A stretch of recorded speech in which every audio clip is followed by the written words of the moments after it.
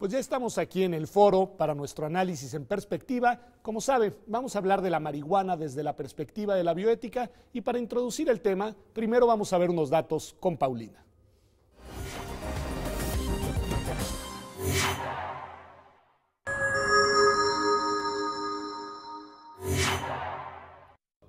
La marihuana es una mezcla café verdosa de hojas, tallos, semillas y flores secas picadas de la planta de cáñamo, Cannabis sativa. Su forma más concentrada y resinosa se denomina hachís. Conforme a la Oficina de las Naciones Unidas contra la Droga y el Delito, el cannabis es la droga más consumida a escala mundial. Se cultiva en casi todos los países del mundo y se calcula que entre 130 y 190 millones de personas la fuman al menos una vez al año.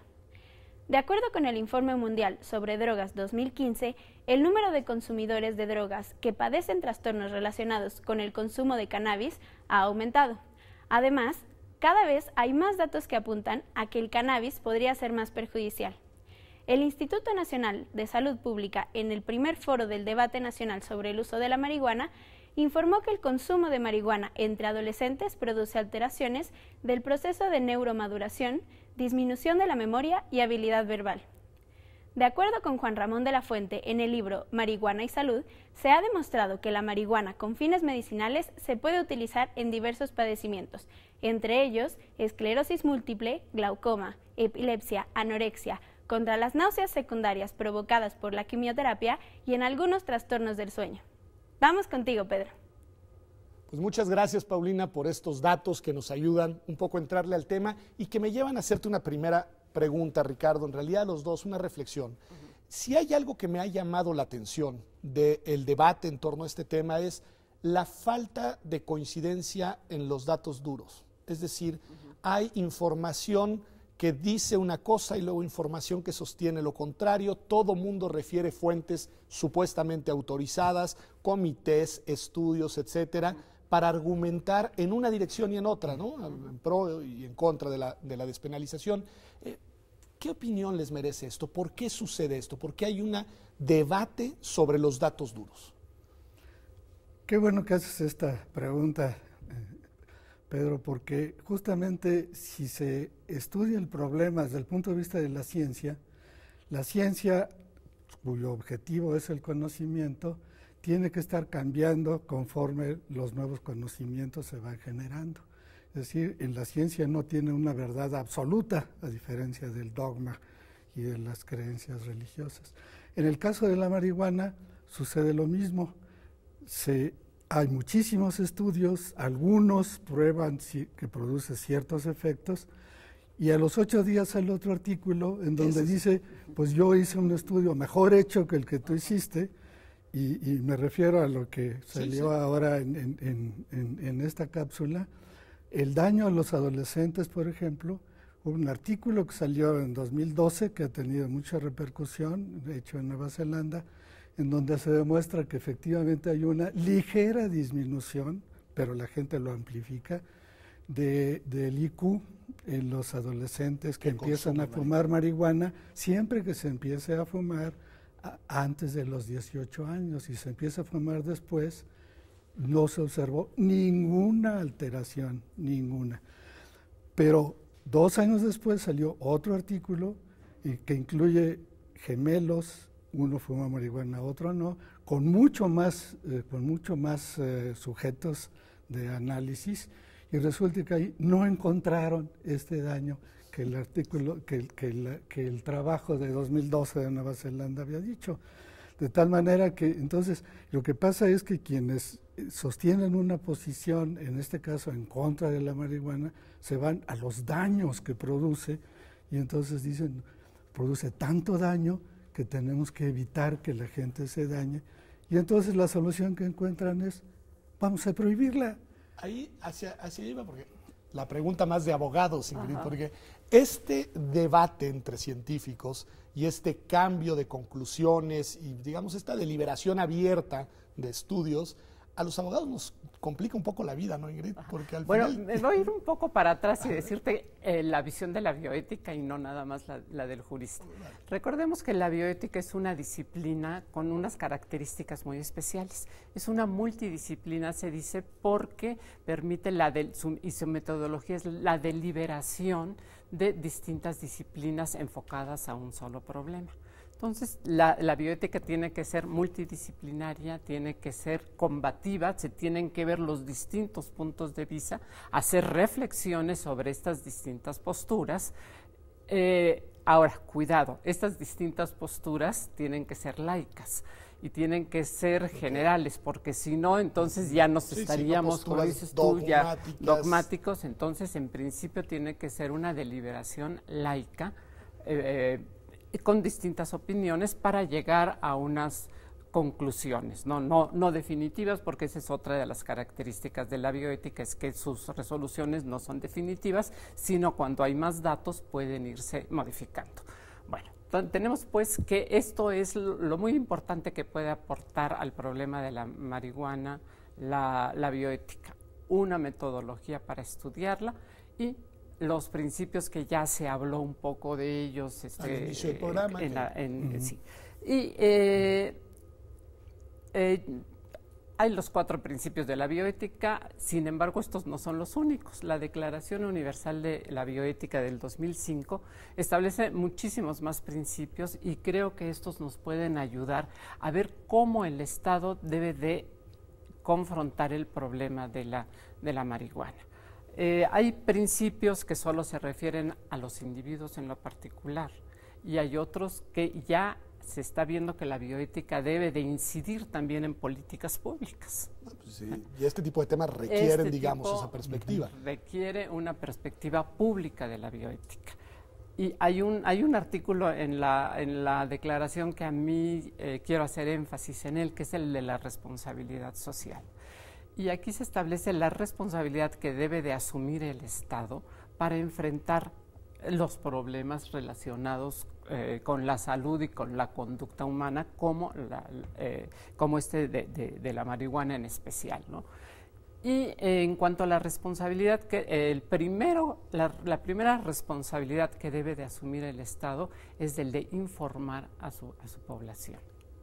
Esta información tiene que estar fundada en evidencias en estudios científicos. Es que hacia allá iba y es casi regresar al punto, y me parece bien interesante cómo lo cierras, Ingrid, porque una cosa es una deliberación por puntos de vista distintos. Otra es un intercambio de saberes, es decir, esta idea interdisciplinaria, bueno, pues que pueden ser complementarios, pueden haber tensiones, pero en donde se vuelve, creo, más difícil el tema es cuando la discusión es, de nuevo, sobre estos saberes científicos.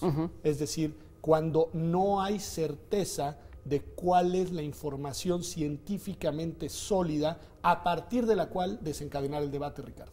Y tú nos decías que, bueno, hay estudios que se van sucediendo unos a otros y que nos van aportando información distinta. Bueno, ahí me gustaría, desde el punto de vista del científico, que es el tuyo, decir, bueno, ¿cuál es el punto de referencia que debemos de tener para discutir todo lo demás, digamos? Me gustaría mencionar de inicio por qué se empezaron a prohibir las drogas, que es una parte ética que además nos va a llevar al conocimiento científico y a la ciencia. Las drogas se empezaron a prohibir, y en particular la marihuana, no porque se pensara en proteger la salud de la sociedad, de la comunidad, sino por razones políticas. En los años 30 fue cuando en Estados Unidos el que estaba a cargo de lo que ahora es la FDA y la DEA y estos asuntos, se le ocurrió decir que los que consumían marihuana eran violadores, eran asesinos, eran criminales. ¿Quiénes? Los hispanos y los negros particularmente. Esto se llevó en sucesivas reuniones de la ONU y hasta 1961, a pesar de que la marihuana se ha consumido desde hace 3 milenios nada más, se prohibió ya universalmente en 1961. Y los argumentos que se usaron Y además se clasificó a la marihuana como de las más peligrosas. En específico a la marihuana. En específico, bueno, junto con otras que sí son mucho más peligrosas, ¿no? Entonces platico esto porque ahora ya lo que la ciencia nos dice es, primero, que la marihuana no tiene tantos efectos dañinos para la salud como inventó este señor.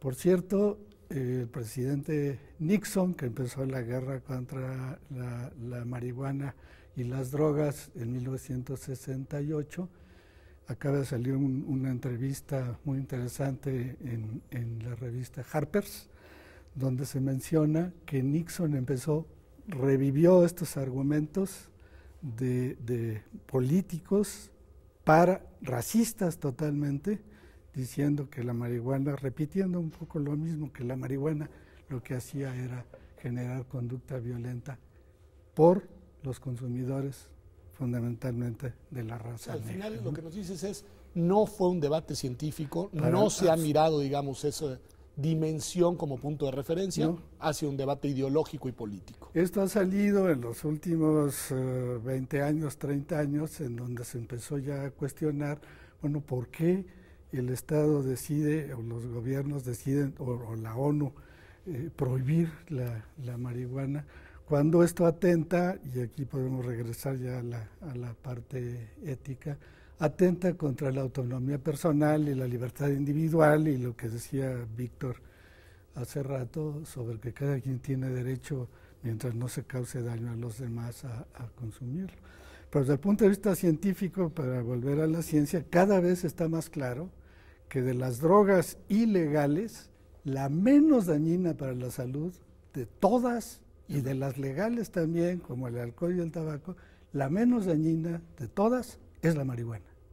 Eso creo que está perfectamente claro por los cientos de estudios que se han ido acumulando a lo largo Es que me tiempo. parece muy importante, digamos, en ese nivel científico tener esa referencia para entonces poder discutir todo lo demás, pues con una cierta objetividad. Eso te iba a decir, sí. Lo que pasa es que la ciencia no es subjetiva, es objetiva. Es que ahí Sí, por eso empecé Parte en manifestando mi evidencia preocupación. científica. Lo que pasa es que a veces manipulan la información, que es otra cuestión, ¿no? Entonces yo creo que ahí es donde vuelvo a la responsabilidad del Estado a realmente darle a la población una información objetiva basada en evidencia científica y no manipular la información, porque entonces es engañar a la gente. O sea, malinformar es engañar a la gente para que no pueda tomar sus propias decisiones. Y volviendo al principio de la autonomía, el principio de la autonomía... A ver, en eso centrémonos. ¿Cómo juega el principio de la autonomía que ya lo dio El principio de Ricardo? autonomía, y a mí me gusta mucho la definición que hace la Declaración Universal de Bioética de Autonomía, porque es la facultad de tomar decisiones, pero asumiendo responsabilidades. Estos dos elementos creo que son muy importantes. El tomar las decisiones personales, pero asumiendo las responsabilidades. Ahora, previo a que yo pueda tomar una decisión, necesito estar informado. Porque si no estoy informado, no se puede hablar de una libertad de elección. Entonces, por eso, creo que lo más importante es informarle al individuo. Creo que en Holanda se necesita algo así como una licencia para poder consumir marihuana, y que previo a que te den la licencia, te dan un curso, te explican. Y yo entonces sí, yo ya sé lo bueno, lo malo, lo que puede pasar a mi entorno, porque no nada más cuando consumo marihuana, no nada más qué pasa con a mí, sino con mi entorno, si puedo causar algún, pues no sé, eso ya será muy individual, pero tomar en cuenta a la familia y a la comunidad. Entonces, una vez que tengo la información, yo puedo tomar una decisión y hacerme responsable de mi decisión. Entonces... Eso me parece, digamos, que es un dato. Y tú decías, Ricardo, que desde el punto de vista de la autonomía no debería de existir alguna limitación para el consumo de marihuana. Cada quien debería de poder decidir. No solo de la marihuana, Es que hacia sino allá de iba. cualquier droga. A ver, vamos, ahí, hacia allá cualquier quiero ir, droga. que era un poco de las cosas que exploraba en la introducción del programa con Víctor. Es decir, tú dirías, este debate no debe centrarse solo en la marihuana, sino que debe ampliarse a todas las drogas, y los argumentos que valen desde el punto de vista de la concepción de la autonomía para la marihuana valen también para las demás drogas. Yo pienso que así es, deben valer para todas las drogas, porque nadie niega que la marihuana y no se diga las otras drogas que sí son más dañinas, más peligrosas, como la cocaína, la heroína, nadie niega que sí pueden producir cierto daño. Pero eso, ¿cómo es posible que sobre esa base, que además esa no fue la base de la prohibición, como ya dije, cómo es posible que sobre esa base se le diga a alguien, te prohíbo que uses eso porque te puede hacer daño y no te dejo la decisión así, y no te la dejo que si no respetas la prohibición, te meto a la cárcel? Entonces, esto es ético, esto es una conducta ética de parte de un gobierno, de un Estado o de una ONU que trata de proteger a la salud de la sociedad. Yo pienso que no es ético y que es un atentado contra la autonomía personal. ¿Estás de acuerdo, Ingrid? ¿Para todas las drogas? Es que me parece yo sí estaría de acuerdo. También estaría de acuerdo. Nada más, tampoco aquí vuelvo otra vez a mi tema de la responsabilidad del Estado. Recordemos que la sanción penal es la última de las medidas que debe de adoptar un Estado. ¿Qué es lo que le corresponde al Estado? Primero informar, como ya dije, después regular, controlar y después viene la sanción penal. Pero tú no puedes sancionar cuando no has establecido una regulación correcta donde se respete el derecho de las personas. El derecho de las personas, tienes que tomar en cuenta su individualidad y que las medidas, ya lo señaló la Corte, vamos a suponer si hace daño la marihuana, vamos a dimensionarla en su realidad. ¿Qué grado de daño produce? Y para la medida, para las las otras drogas, y en relación con el daño que produzca será la medida que se tenga que implantar. No es lo mismo regular la marihuana, donde los daños a la salud son menores, que regular otras drogas que sí pudieran causar un daño superior más fuerte Pero a la población. prohibición penal, ambos dirían no. Como último. Como último, no digo, Como lo quiero último, colocar y sobre todo, y hay que distinguir entre el consumidor que es dependiente, que es un enfermo, que ya rebasó, y al consumidor ocasional, que de alguna manera, dentro de su forma de ser y de vivir, le parece muy bien tener el acceso de vez en cuando a las drogas, ¿no? Hay que distinguir. Pues bien, vamos a hacer una pausa y regresamos. Me parece importante sí dejar fijo digamos, principio de autonomía, que por lo que veo como eje rector de lo que ustedes visualizan debería de ser, digamos, la construcción de una reglamentación para el tema. Y vamos a pensar ahora, si les parece, en el segundo bloque, desde el punto de vista de la bioética, cómo debería de ser esa política pública, una política pública que sí atienda y que sí se haga cargo de todos los aspectos relacionados con el consumo, ya no solo de la marihuana, y eso es muy importante, sino nos han dicho de la marihuana y de las demás drogas, no en igualdad de circunstancias, pero sí bajo la misma lógica. Vamos a un corte y regresamos aquí a Observatorio.